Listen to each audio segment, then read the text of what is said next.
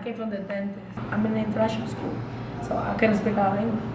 So he was making fun of me, and I had my mouth swollen. So I was like, I can't talk well, and plus the language. So I'm like confused. So he kept on laughing, and then he de-escalated the problem. Then I threw my bag at him, and like 10 safety officers came at me, handcuffing me. I was like almost half naked. I was crying, and my face was like bruised, and I had bruises all over my body. So I think it was degrading because like he's not supposed to be dealing with me. My school is supposed to be dealing with me, and I basically got criminalized in that moment. So zero tolerance and the school to prison pipeline is a set of policies and practices of schools that push students out of school and into to a life of criminality and eventually prison and or death. A lot of youth of different colors, different ages are affected by the school to prison pipeline, whether it's directly or indirectly. Discipline policies like suspension, expulsion, over aggressive policing in our schools, and school environments that can be made to feel even like a prison.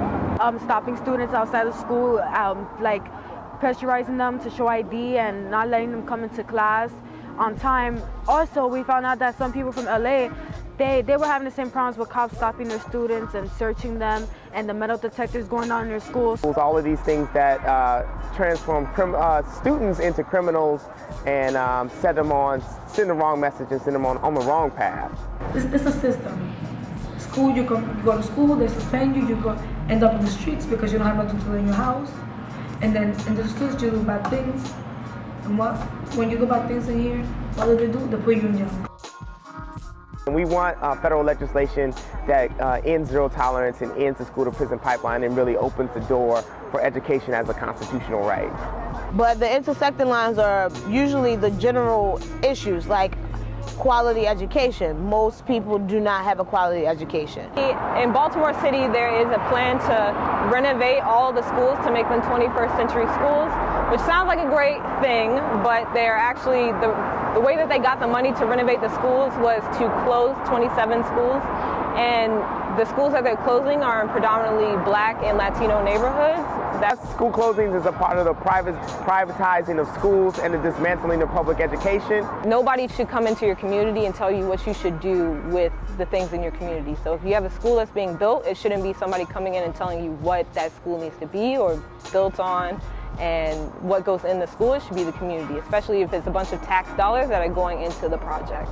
Close the school, you're really killing the community, and so part of our fight is trying to figure out how we keep our communities thriving and alive, and schools are a big part of that. Data that we've seen recently is that the federal government, specifically the Departments of Justice and Education, have issued guidance to school districts on best practices for avoiding having a school to prison pipeline in their particular communities and their schools.